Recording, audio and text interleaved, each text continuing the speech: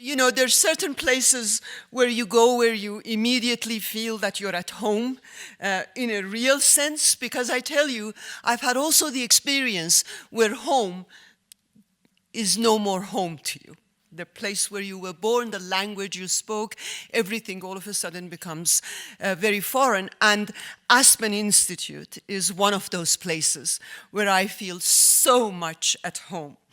I mean, how many organizations do you have in USA today that dedicate themselves to the life of ideas and imagination? And so, first of all, I want to tell you how grateful I am that you exist. And how grateful I am that today I will be able to share my experiences with all of you here. I've been here for only 2.5 days, and you know, I come from that crazy city named Washington, D.C. So it just took me a little while to sort of breathe the pure air, no swamps, you know, and you know, just thank God or gods or whoever it is that controls our lives or doesn't control our lives, but we would like to believe that it does control our lives, that I'm just simply alive, you know. And as my reflections and contemplations on this place, because one other thing that I do, wherever I give a talk, I love to walk in the city. I love to get a feel of the place where I'm at, to sort of feel some connection to it, and through that connection to be able to speak about my own experiences. And the connections to this city and to the people within the past 2.5 days have been so strong that I decided that in the first part of my talk, I will try to talk about my ideas in relationship to certain very unique experiences in this city. And the first thing that came to my mind was that everywhere I go where people like you are there, the first thing that comes to my mind is how amazingly lucky those of us are who are readers. Because through being readers, before becoming writers even, through being readers, you connect to people not because of where you're born or because of your job or because of all sorts of exigencies and necessities that life imposes on you. You connect to them because you immediately share certain passions that while they can be shared and they are common passions, on the other hand, they're also very personal. You know, you're sitting in the metro and somebody is reading James Baldwin's Go and Tell It on the Mountain. And you immediately start a conversation with them. Or on the plane, oh, you've read this, oh yes. And before you know it, you're talking about how many children you have, you know, where you're coming from, as if, you know, you've known the guy for forever, ever after. And the point is that you might not ever share these experiences with people you have known all your life because they do not have that specific special space that transcends the limitations of time and space. And with me, these connections with Aspen, well, first it began by just connecting to people like Adrian, and since I came here, I've had 3 guardian angels, you know, introducing me to the city and taking care of me, and I being so scatterbrained and so scattered really do need taking care of. But I lost the jacket just in half an hour that I was walking around town. So anybody seen a black knit jacket with buttons? But anyway, the point about it is that Nicole and Caroline and Tori, I don't know where you are. I love to embarrass you and ask you to get up. And I promise the students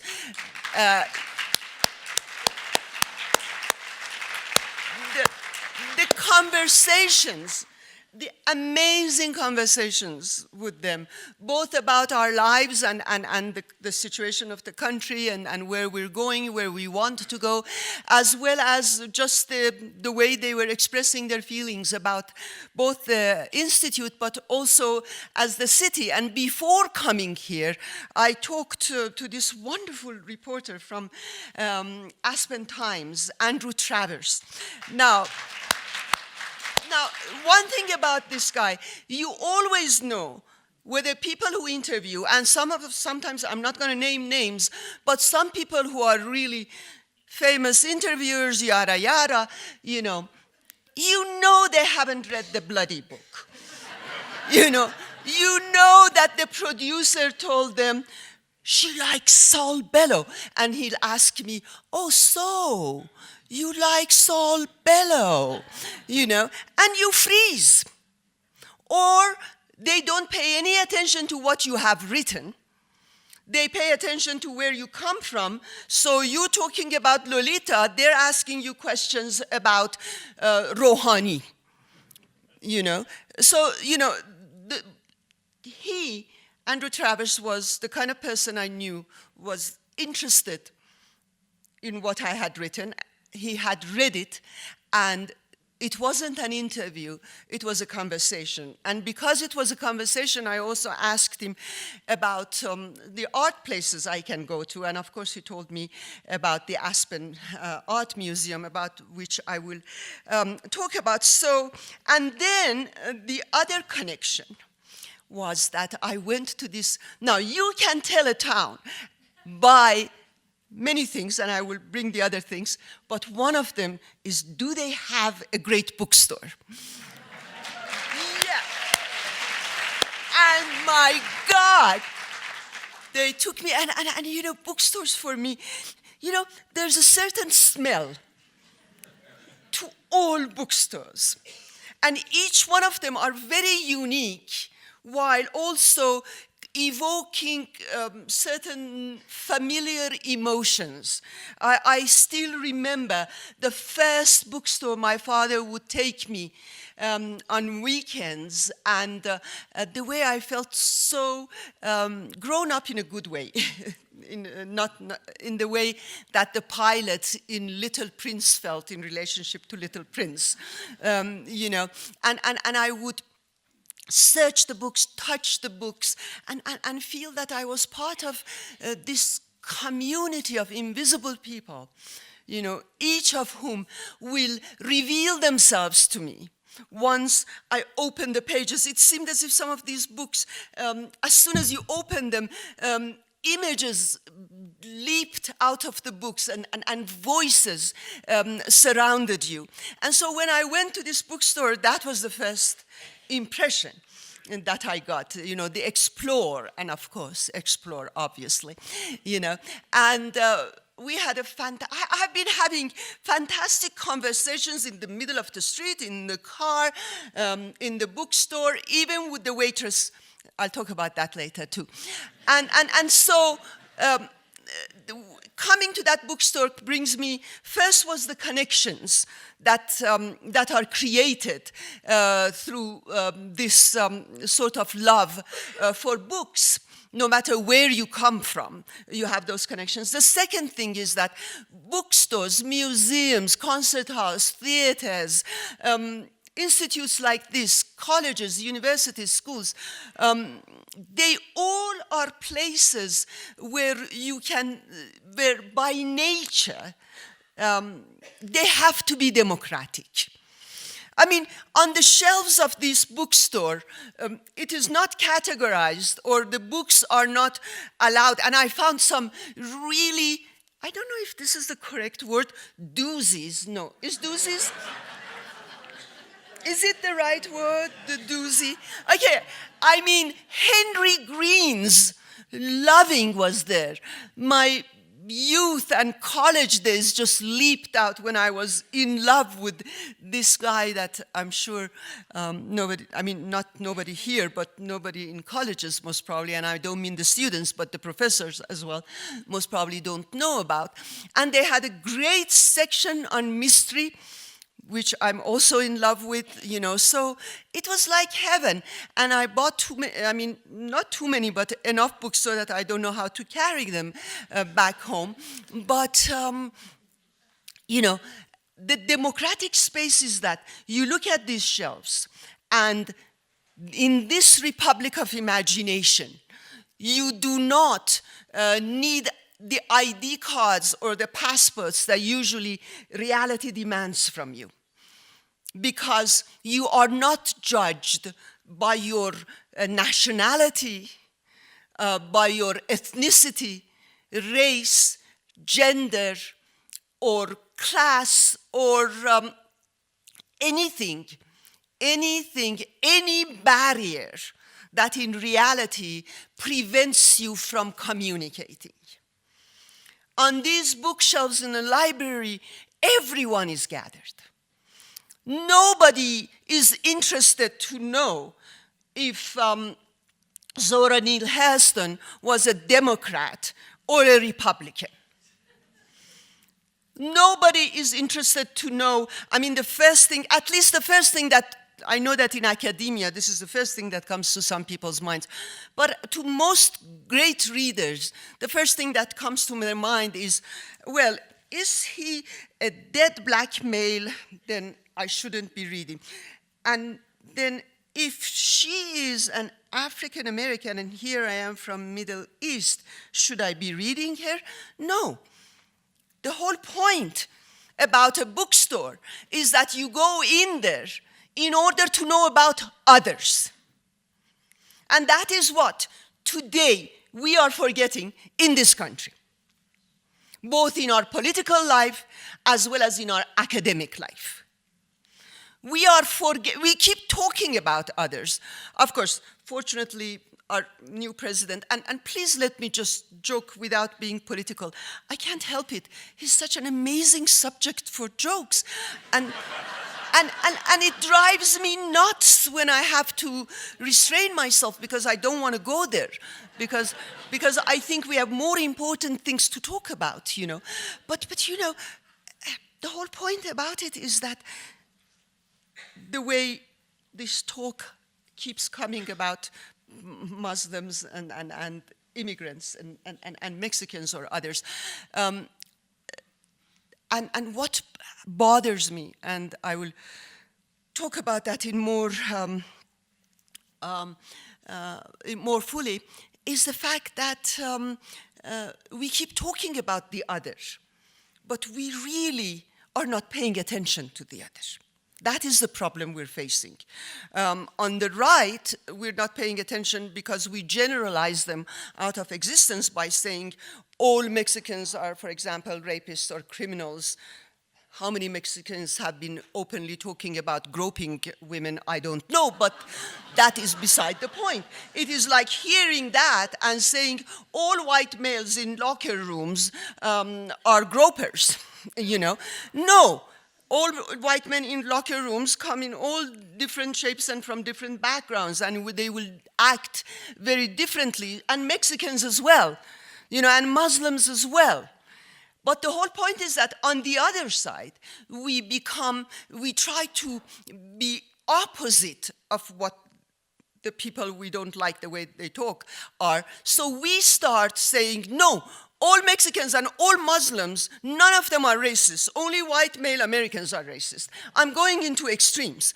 But the whole point is that both Mexicans and Muslims don't need either pity or slander. What they need is respect. And respect comes when we do not generalize people. Respect comes, that is why when you go into this bookstore, you see democracy at work. Because a great novel, the first rule of being a great writer is to give voice. And the first rule of being a great writer is to give voice to those who are not like you. This, and I'm just randomly mentioning people. You read, for example, Henry James, and you find some of the most amazing women in his novels, you know.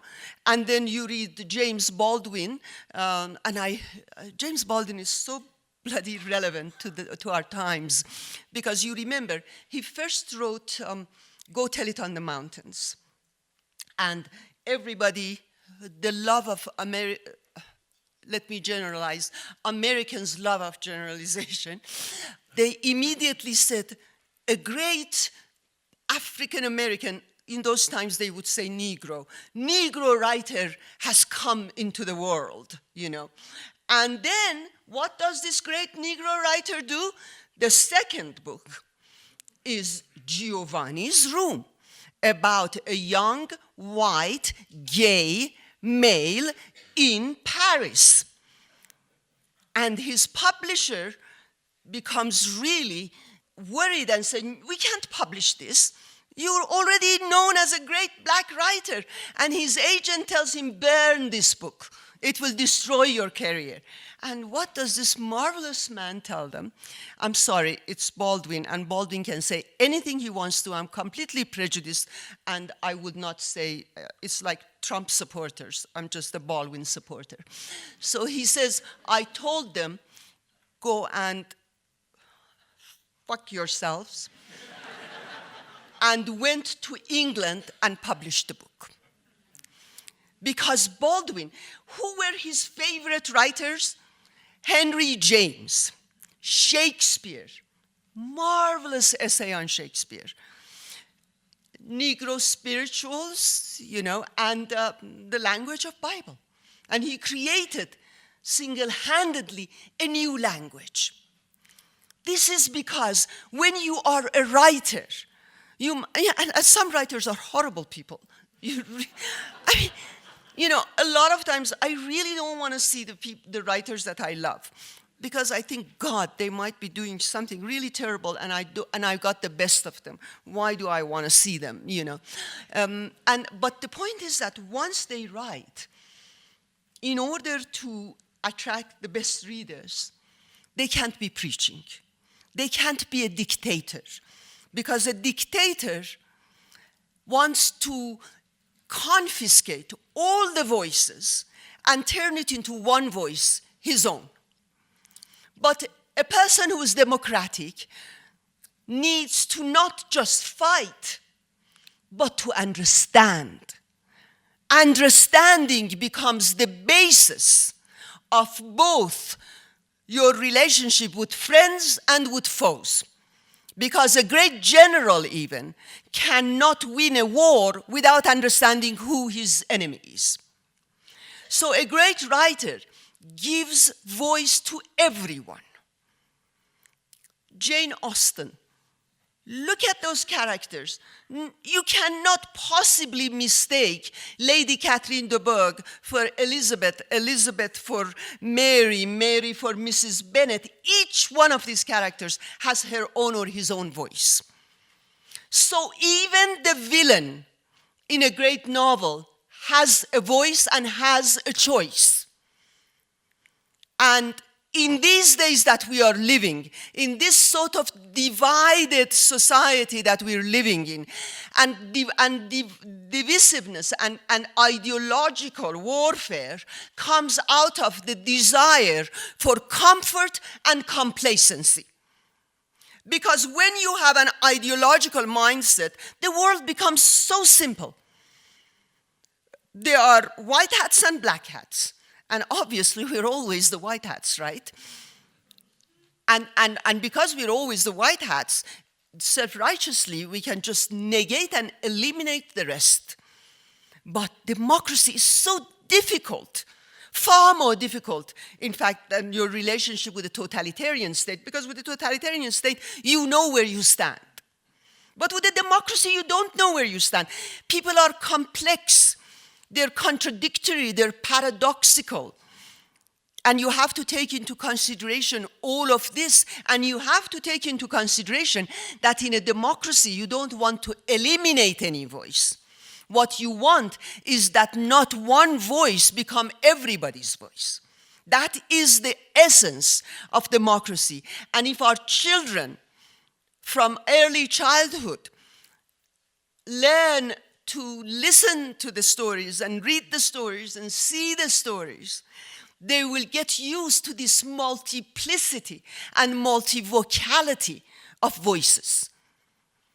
And that, again, is another danger, which is not just political, that how little our children are getting from stories. I think I spent all my time, and I'm still in the first paragraph of this thing.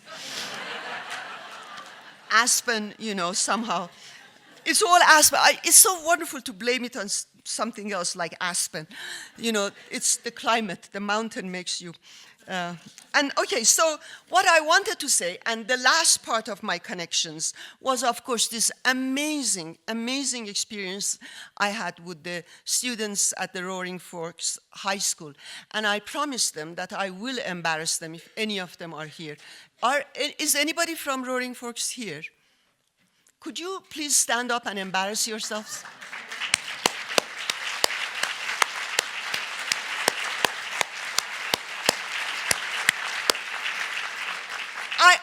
I was telling them, I always try to tell the young people that if you don't define yourselves, somebody else will.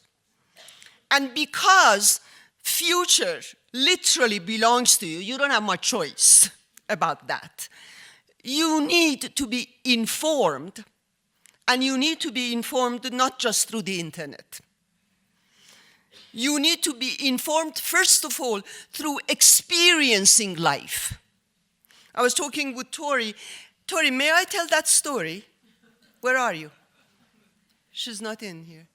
Okay, I will tell it anyway.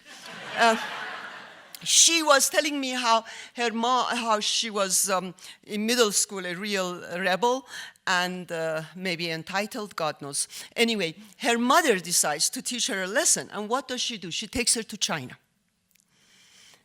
and shows her how Chinese students live.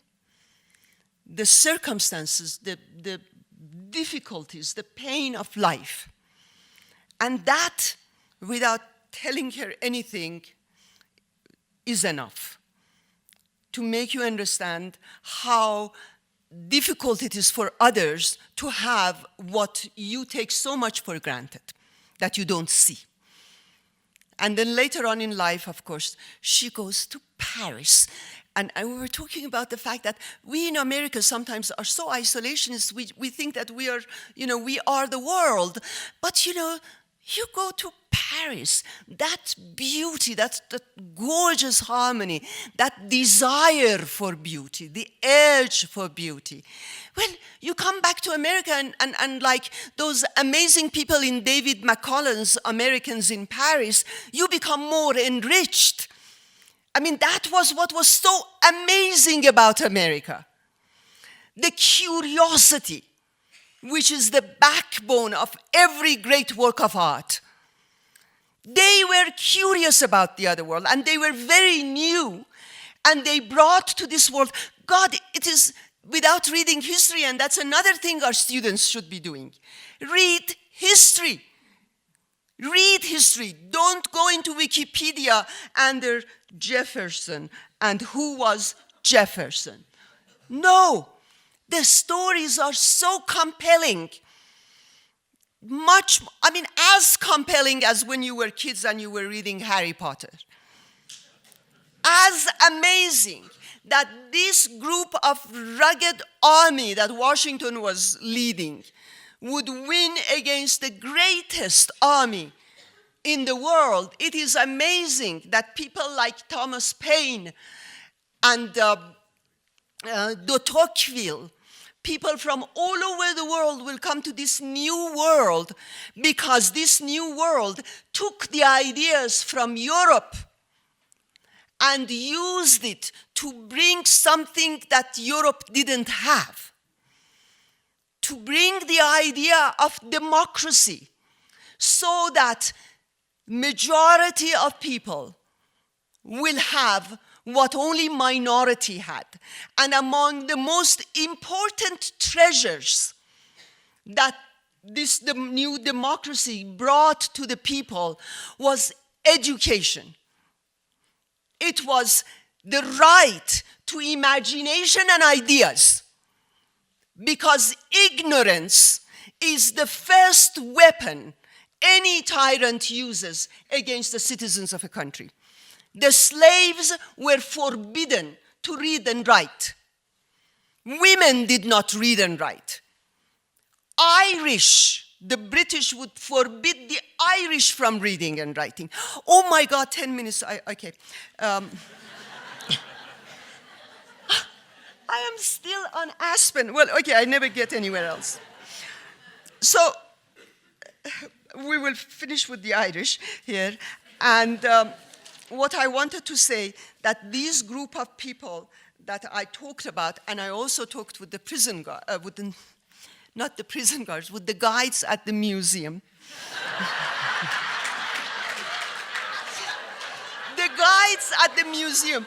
This was the first time that I saw these guides, rather than telling me, shh, don't talk, they would come and talk to you and very proudly tell you all about their museums, their exhibitions, you know. And so I thought, my God, in these 2 days, just because I wrote a book and just because I love books, look at all this variety of people that I just became friends with almost.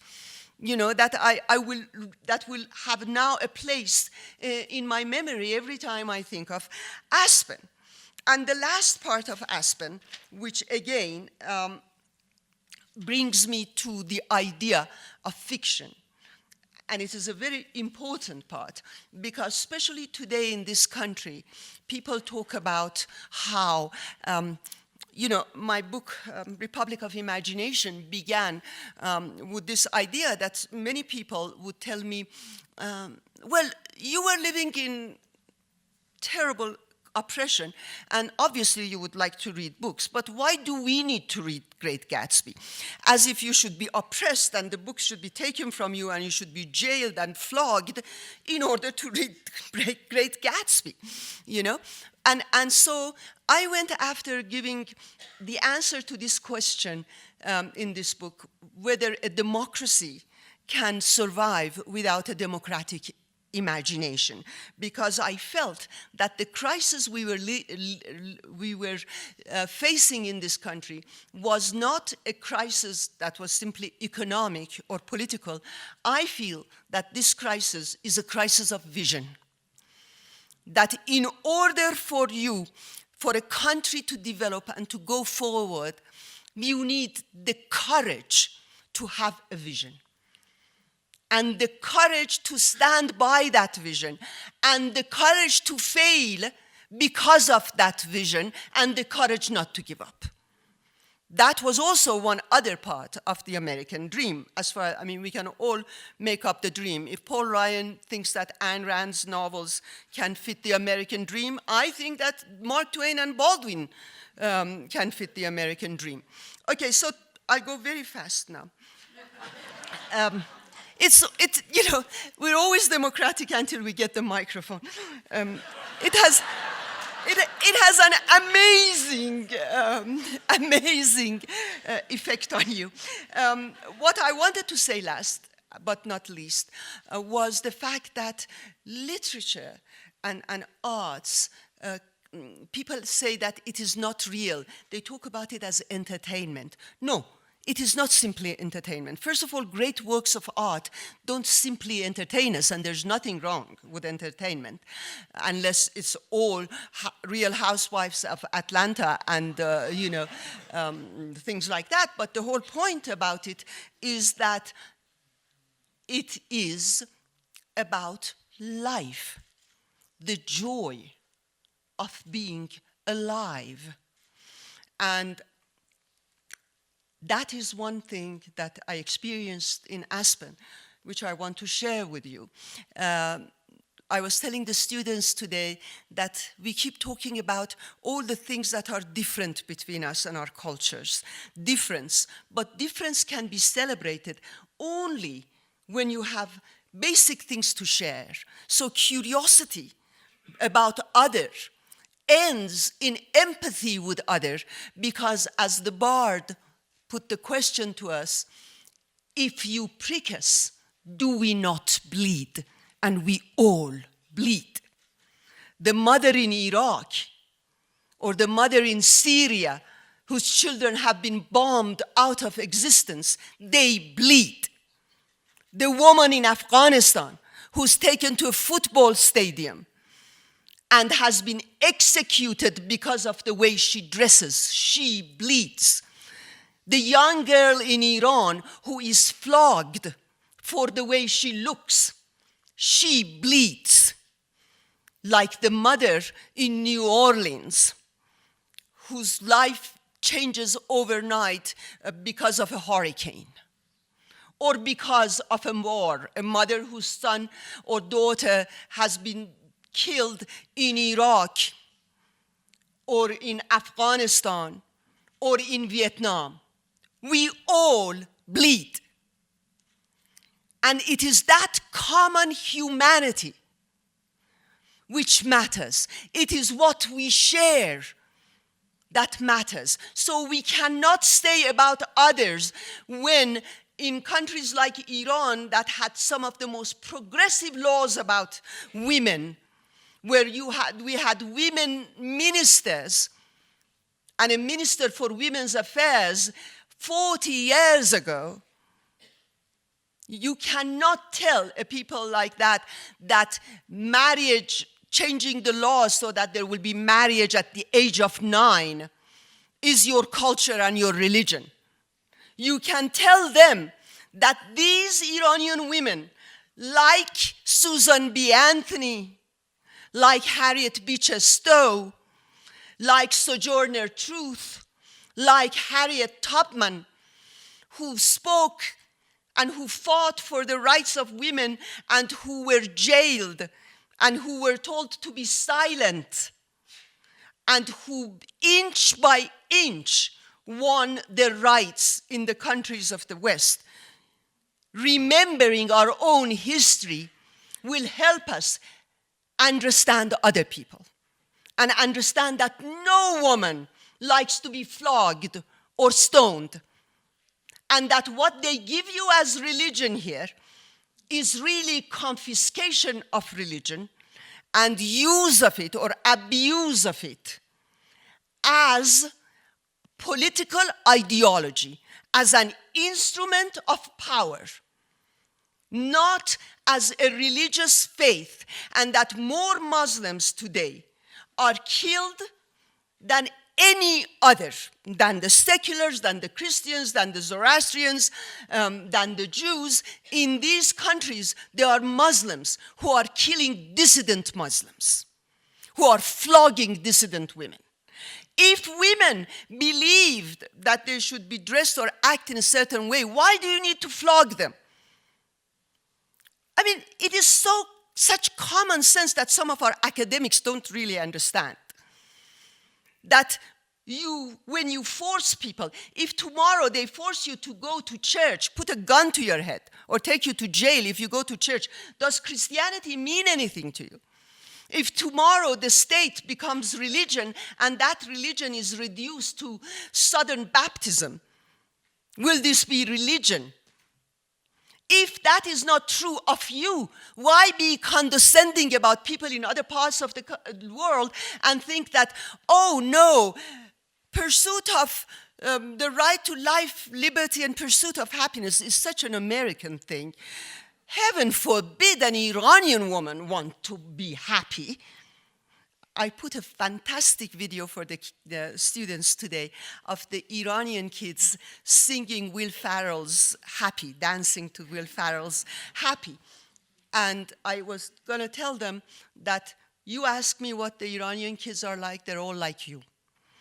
But after they made this video, which went viral, 2 hours after that, they were jailed. And that's the difference. And that is the gift that immigrants who go through pain bring to you. The gift of reminding you that freedom is an ordeal. Freedom is a responsibility. Freedom doesn't go with complacency and with comfort. You have to fight. Like happiness, it is evasive. It has to be constantly pursued. This time I'm really finishing. And so the relationship between art and literature and life goes beyond politics. I was telling the students today, this fight and resistance for you should not be just about politics and political decisions and political views and belonging to a political party. For us in Iran, we learned that the fight for us was existential. That is what fiction teaches you. It goes after the one individual. It focuses on freedom of choice for every person, from Jane Austen right down to here to Toni Morrison. It's about freedom of choice. And that is the dignity of being an individual. When that is taken away from you, they might as well kill you. They can kill you in many ways. When I was living in my country, a country that I love so much, but as a woman, as a teacher, as a writer, as a person who believed in human rights, they were asking me, not demanding that I not be these things. I had to either resist and become more myself, like the Iranian women did, or I had to die. Because this image of who I was not me. And that is what is happening in this country today. The complacency, the love of celebrity, from Michelle Obama to Beyonce to Kim Kardashian, heaven forgive her, they all are now celebrities. And they don't have names. Fiction is particular. It gives you a name. It makes you concrete as a unique individual. Michelle Obama, married 2 kids and the first lady. Beyonce is a singer. Kim Kardashian, nobody, not even herself, knows what she is. We watch these people and we call everybody celebrity. I hate that word. We love entertainment, which takes us away from ourselves. Our news has become entertainment. We love brands. We talk about Hillary brand, Trump's brand, repackaging candidates. These bloody candidates have become like toothpaste because you constantly rebrand and repackage them, not according to who they are. It's not just you and me. It's the candidates, it's our politicians, our elite, who have also lost their individual dignity when they can change their political positions with every season, nearly every week. Loss of dignity as individuals will lead to loss of freedom. So at the end, it is the political reality which fiction becomes immediately subversive of. And that is why we need to read. But it is also, fiction is resistance against the cruelties of life. Fiction is one of the most, all art, but especially literature and especially fiction. It is against a fight and a resistance against the absoluteness of death. It reminds us, it is guardian of memory. As Nabokov said, it is conclusive evidence that we have lived. So it goes far beyond me and Trump and Obama and that and this. It is about endurance, continuity as human beings. And today was so amazing. And I have been telling everybody, and I'll end by repeating what I've been telling everybody. You come to a small place named Aspen, and all of a sudden, the town of your childhood becomes alive. You know, nobody believes this of Iran, but the town of my birth, Tehran, is surrounded by mountains. An hour and a half from Tehran, you go skiing. The third highest peak in the world, I used to see it every morning from the window of our house. Always a halo of snow around it, like a cap. And one of the biggest joys in my life, in my childhood, when the snow was still pure and not polluted, was that my mother would make us snow with homemade cherry sherbet. if the snow here is good enough, you should do it. And I loved to walk with my best friend on the snow, you know, the crunch under your boots. And we used to eat cream puffs and sometimes ice cream. And all of a sudden, I retrieved my lost Tehran in Aspen, in the way the sun shone on the snow. And, you know, I thought, that is how you feel you are citizen of the world, that you belong to a specific place, but you also belong to so many other places. And so when I went, I walked home, and then at the end of my walk, I started going into the snow where it was very deep, and then putting my hands in it and getting handfuls of snow and making crunches, just walking and making crunches, walking and making crunches. And thank you, Aspen. Thank you. Thank you. I'm sorry.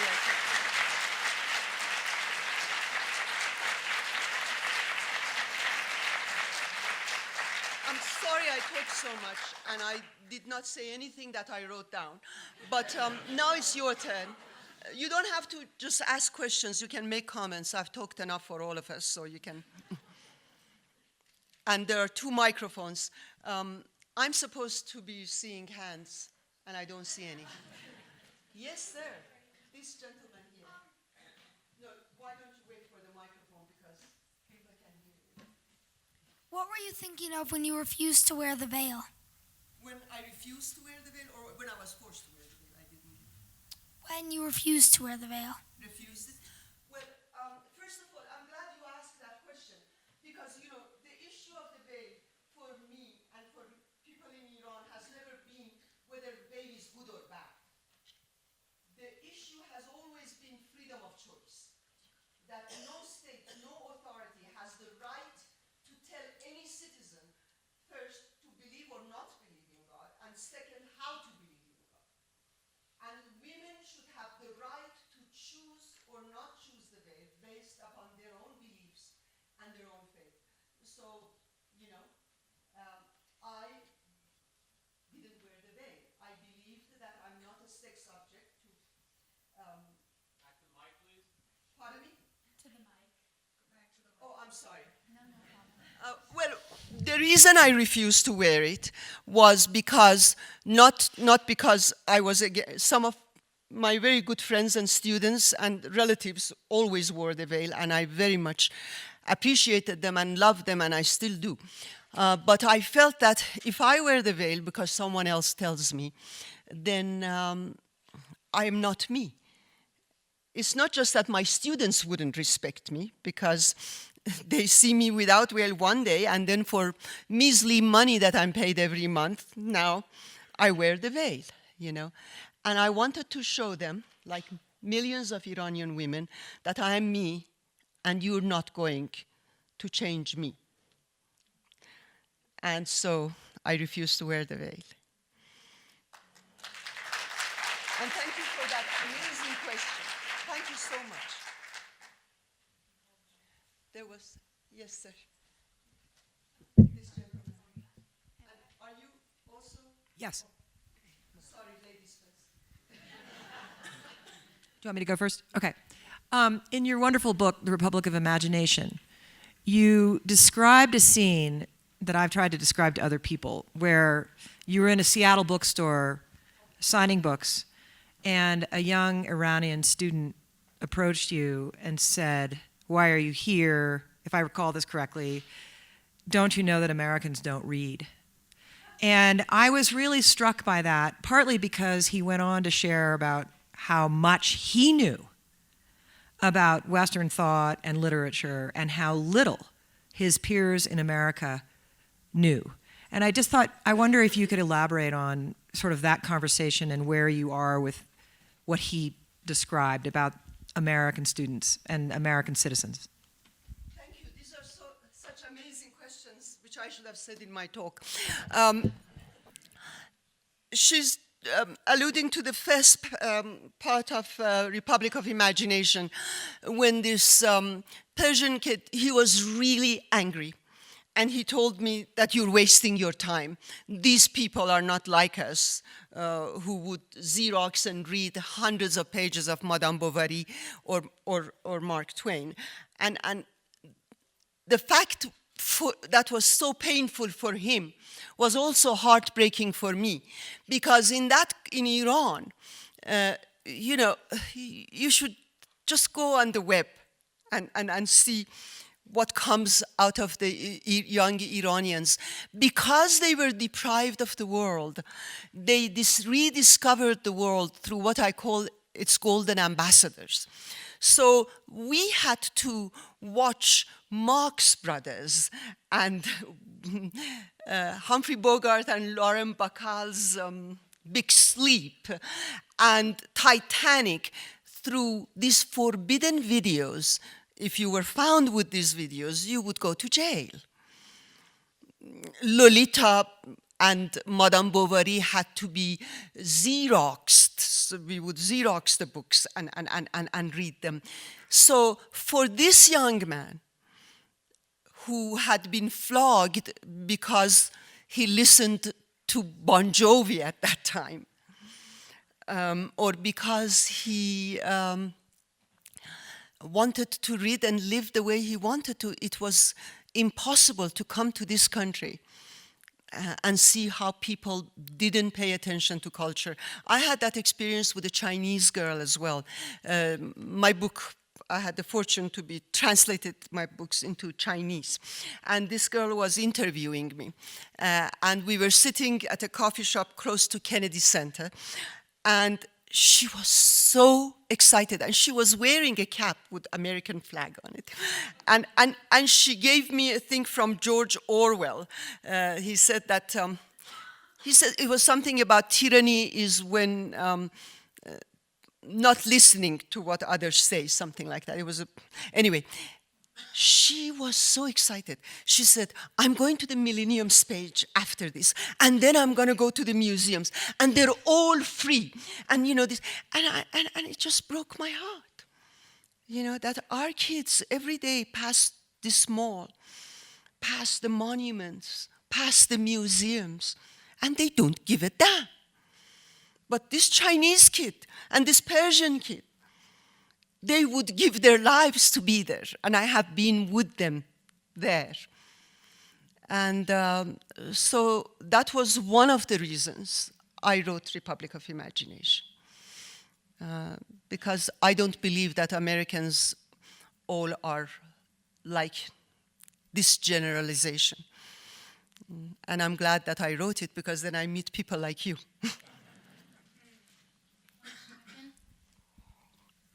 That gentleman who... You, like Nabokov, write in a language that wasn't your original language. I wondered if you could talk about the effect that English, the language itself, has had on your thinking and what you write, if any. That it's different than Persian and it has a very different syntax and so on. But writing in English? no, you. About me writing in English. In English, yeah. And what the English language, how it has affected you in your writing. Yeah. And I talk about in this book as well that being an immigrant and living in two worlds and speaking these two languages, it is both painful because you feel as if you belong to nowhere almost, but it is also, especially for a writer, very refreshing. For me, actually, English gives me so much freedom that sometimes the taboos in Iran would enter my play with language, that I would not feel so free in Iran to write about. And there's also this sort of challenge, which I love, to sneak in your Persian, the nuances, the lights and shades of your home language into English. I'm not like that, but some of the great writers like Nabokov mischievously constantly do that. They constantly bring their Russia, so when you read Lolita, which is the most American of his novels, there is that passion, almost unbridled passion and exaggeration of Russian that English is so flexible to accept. So actually I love writing in English. And I love writing in Persian and sneaking my English into it.